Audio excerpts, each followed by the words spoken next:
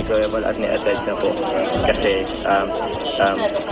inapo nila. Jomar, binuking itong si Kalinga Prab at Kuya Bal. Maging na rin po itong sila Ate Edna. So, bakit nga ba? So, yan po ang ating pag-usapan for today's video. At bago natin umpisa na ating pag-usapan for today's video, kung bago ka pa lang sa aking channel, please subscribe po, like, and pakit na rin po natin guys ang notification bell upang ma-update po tayo tuwing ako pinag-upload patungkol sa Team Kalingap, and especially po, support din natin itong sila Kalinga Prab at Kuya Bal.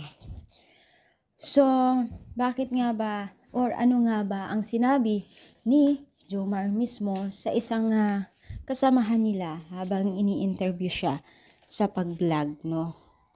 So, aminado itong si Jomar sa dalawang mag-ama or sa pamilya Matubang dahil nga po ay inampun pala siya, no?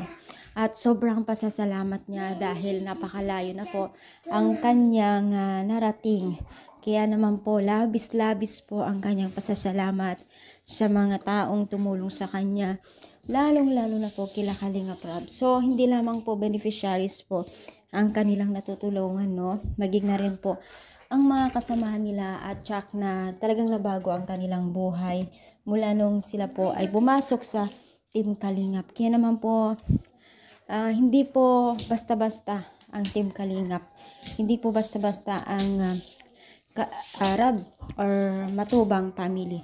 Dahil po, ang kanilang ginagawa ay hindi lamang po pag-abot ng tulong. Maging na rin po ang mga kasamahan nila sa pag-charity vlogger ay nabago po ang buhay nila.